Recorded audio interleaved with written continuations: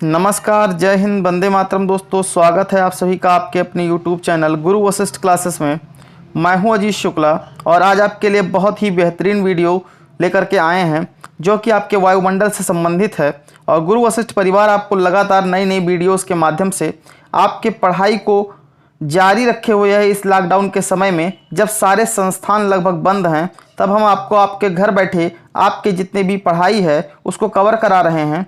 तो पहला क्वेश्चन जो आपके सामने है इस समय, जीवमंडल में क्रियाशील सभी चक्रों में सबसे मंद गति से संपादित होता है। ऐसा कौन सा चक्र इसमें से है जो सबसे धीरे होता है, यानी अवसाद चक्र, जल चक्र, फास्फोरस चक्र या कार्बन चक्र।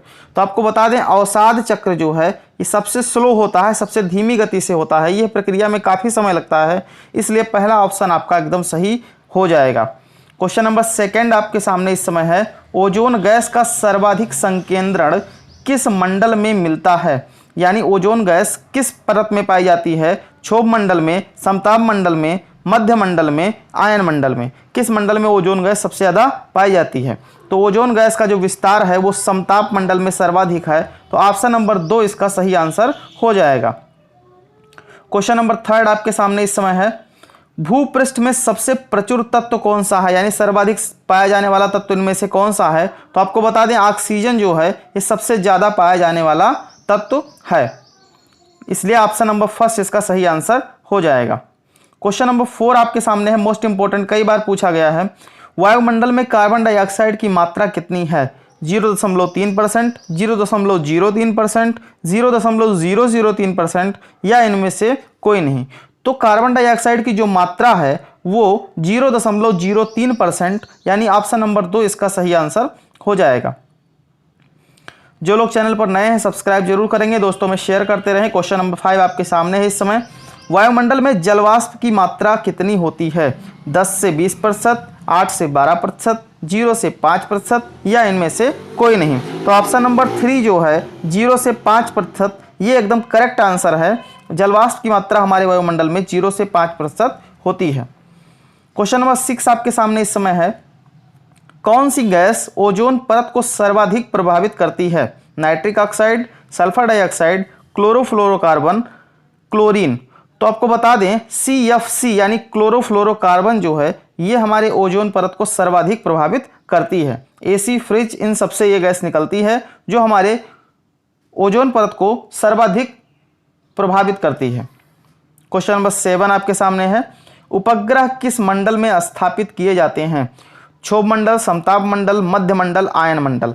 तो उपग्रहों की या जितने भी आपके ये विकिरण वाले मामले होते हैं, रेडियो एक्टिव मामले होते हैं, ये आयन मंडल में होते हैं। तो उपग्रहों की स्थापना जो है वो आयन मंडल के अंतर्गत की जाती है। क्वेश्चन नंबर 8 आपके सामने है इस समय, मौसम संबंधी सारी घटनाएं जैसे बादल, कोहरा, आंधी, तूफान किस मंडल में घटित होता है। तो मौसम संबंधी जितनी भी घटनाएं हैं, बाधी आपके आंधी हो गई, बादल हो गया, कोहरा हो गया, तूफान हो गया, ये सभी के सभी क्षोभ मंडल में आते हैं। यानी जो हमारे वायुमंडल सबसे निचली परत है उसमें ये सारी घटनाएं होती हैं। तो ऑप्शन नंबर 2 इसका सही आंसर हो जाएगा।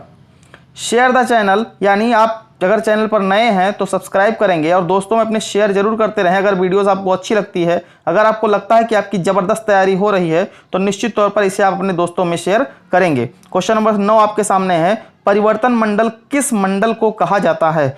परिवर्तन मंडल नाम है क्योंकि इसमें लगातार मौसम के संबंधी बदलाव हुआ करते हैं, इसीलिए क्षोभ मंडल को परिवर्तन मंडल भी कहा जाता है। तो ऑप्शन नंबर फर्स्ट जो है इसका बिल्कुल सही आंसर हो जाएगा।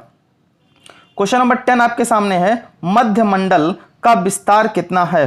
तो मध्य मंडल का जो विस्तार है ये बहुत ही इंपॉर्टेंट प्रश्न है। ये अक्सर पूछा जाता है कि जो मंडल है इनकी ऊंचाई कितनी है, इनका विस्तार कितना है।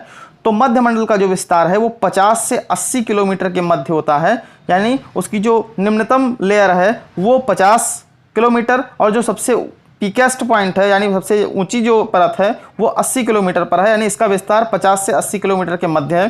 तो ऑप्शन नंबर 3 इसका सही आंसर हो जाएगा। क्वेश्चन नंबर 11 आपके सामने है, जैवमंडलीय पारिस्थितिकी तंत्र के लिए वायुमंडल की कौन सी परत सर्वाधिक महत्वपूर्ण है। तो अभी आपको बताएं कि सबसे निचली परत क्षोभ मंडल जो होता है, इसी में जैवमंडल कि जितनी भी घटनाएं होती हैं वो लगभग इसी में होती हैं, तो पारिस्थितिकी तंत्र के लिए क्षोभ मंडल सबसे ज़्यादा महत्वपूर्ण है। तो ऑप्शन नंबर फर्स्ट इसका सही आंसर हो जाएगा। क्वेश्चन नंबर 12, ये बहुत ही छोटा सा प्रश्न है लेकिन ज़्यादातर परीक्षाओं में पूछा गया है। वायुमंडल में नाइट्रोजन कितने प्रतिशत है?